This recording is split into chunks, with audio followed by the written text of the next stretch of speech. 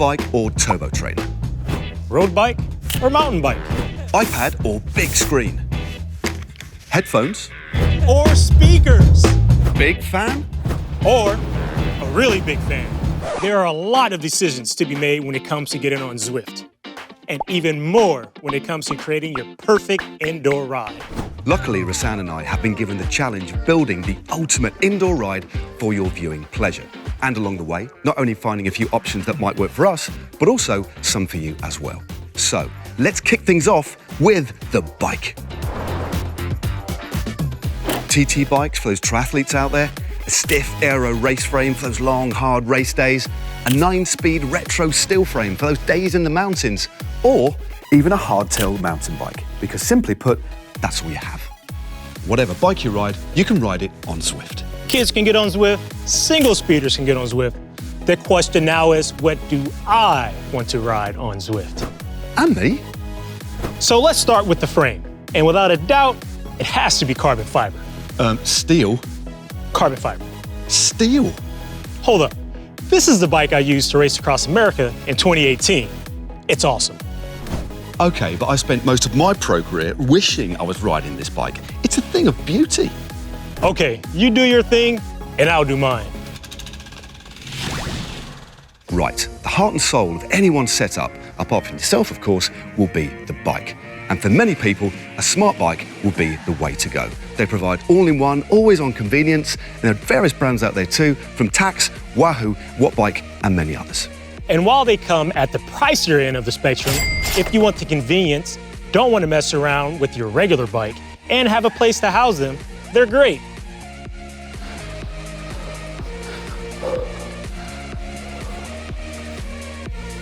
For my setup and Matt's, we'll be building around a standard road-going pedal bike. Everybody will have their own personal reasons for the bike that they ultimately choose to ride on Zwift. But for me, well, I've been given the opportunity to build the ultimate ride. So I'm going to choose a bike from the era that I was a professional cyclist, the back end of the 90s and the early noughties. However, this was a bike that I never actually raced on, although I wished I had. It's a Colnago Master with Columbus SLX tubing, but look at that colourway. Original Mapai colour scheme. It's absolutely beautiful. Now, you might be asking, Matt, this is a 9-speed cassette. How on earth will this bike be able to work on a cutting-edge smart trainer? Well, you're in luck. Most smart trainers will take a variety of cassettes, so 7, 8, 9, 10, 11 and 12, so long as you've got the right spaces. However, this steel bike ticks all the boxes that I want. It reflects my past, it's got a real aggressive feel, and it's also very, very comfortable because I am a very regular Zwifter. I'm glad that's going to work for you, Matt. And you're right. It's a real nice bike. But for me, I like more robust setup, built around the most up-to-date material and parts. So, I'm using a Giant Propel, which is their aero road bike. I ride this bike all the time. It's a regular bike for me, and I know that my indoor riding on Zwift will match up to my outdoor riding. Your ultimate indoor ride could either be built from scratch or built around something you already have and love. And I really love this bike. The group set you may be familiar with. It's the Dura-Ace Di2, electronic shifting. That's right. Fast, clean gear changes matter indoors and out, especially if you're racing. On my ultimate ride, I'll be running the super lightweight KDEX saddle, which has carbon underbelly and carbon rails. Something else I love about this bike is that the head tube is just a little more upright, which helps me with my comfort when I'm riding long miles on Zwift. More about comfort later, but next up, trainer choice. Rollers or trainer? Smart trainer or dumb? Wheel on or direct drive? You guessed it. There's a lot of options out there, but which one will I choose? With so many trainer options on the market, it can be a little bit daunting making the right choice. So let's break this down into some key considerations. First up, budget. How much have I got to spend? Dumb trainers are the cheapest option. They don't connect to Zwift directly, but with the addition of an ANT Plus dongle and a simple speed sensor, you can be up and running for as little as £100 or $150. Smart trainers, as suggested by the name, are intelligent and react to the rises and falls of the terrain in Zwift for a real-world feel. Put simply, if the road rises in game, your trainer will increase the resistance according to the gradients. These direct drive trainers require the rear wheel to be removed, thus connecting it to the trainer. They are far quieter and very stable and accurate at reading your power output, an important metric in training. And some even give road vibration feedback too. As I spent the best part of 2 decades riding on a dumb trainer, plus I want my setup to be properly ultimate, and I ride a lot on Zwift, I'm opting for a top-of-the-range Tax Neo. This trainer offers power measurements up to 2,200 watts, although I'd need to metamorphosize into Chris Hoy overnight to reach those lofty power numbers. It also easily accommodates both caliper and disc brake fitted bikes in a variety of widths, and also accommodates my 20-year-old bike. Right, that's me set up on my trainer. Rahsaan, how you shaping up, mate? There are a lot of good trainers out there. I mean, I think I've ridden them all. I even like riding rollers. However, when I want the Gucci setup, I'm rolling with the Wahoo Kicker. Direct drive, great for racing on, quiet, and with a few adjustments, you can run SRAM or Shimano cassettes on there, depending on which flavor you prefer. Oh, and if you want to get rid of the wheels altogether and have the front end of your setup moving like it would on the road, then you can pair it with the Kicker Climb or Elite Riser. They read the gradient in Zwift and adjust the height of the handlebars to match, up for the climbs and down for the descents.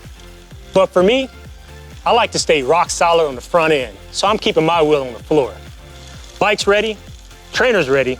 Next up, tech. Okay, so for our ultimate indoor rides, mine's better, we've chosen our bikes. We've selected our smart trainers, and now we're ready to connect to the wonderful world of Zwift. But again, we've got options. There are multiple ways to get onto the roads of Watopia, but creating the ultimate immersive experience isn't always an option for everyone. There are obvious considerations such as your budget and the location and size of the place that you're going to be Zwifting in. Some people might have a purpose-built area, while others might be Zwifting in their bedroom or even the kitchen. At one end of the tech spectrum, if you want to keep the costs down, spend a lot of time in a small space, or need to always put your setup away after you're done, then you can use something a lot of people already have access to, a tablet or a smartphone. These are easily mountable on your handlebars or a shelf or a side table. They connect via Bluetooth to your smart trainer. Just download the app from the App Store and away you go. Next step up is a MacBook, PC laptop, or iPad Pro. They offer a bigger screen.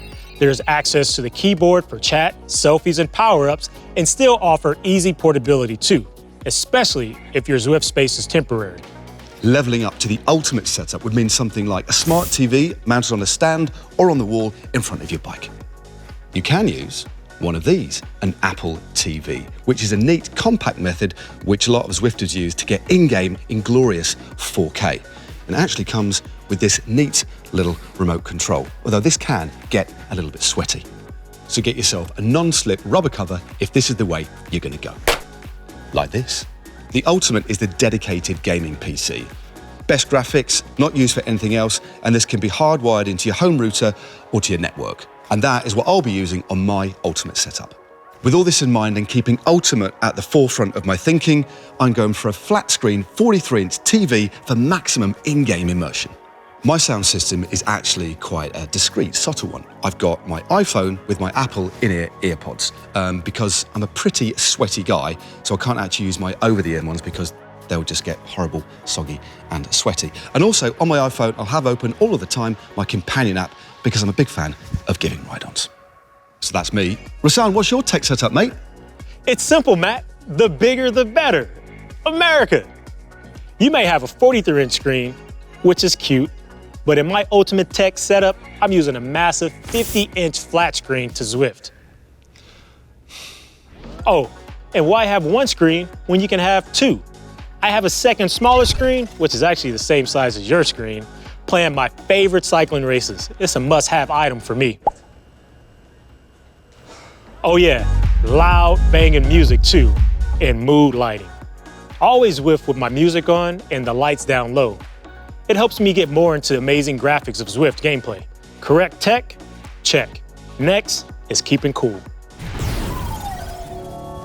We all know that cycling outdoors is great, as their temperatures are cooled by the elements and headwinds. The faster we go, the greater the wind.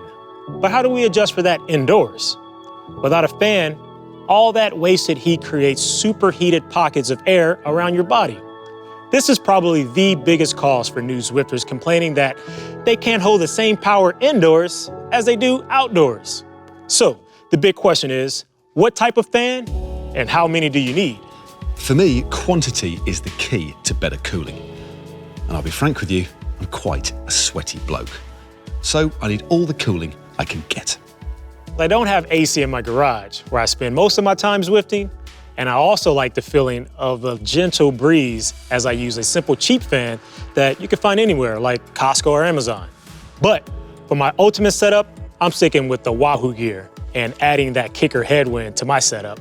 It adjusts the power of the fan with your speed, and if you position it right, will give you airflow in the perfect areas to keep you at your coolest. Okay, we're all set for keeping cool, although Rahsaan is always going to be a bit cooler than me.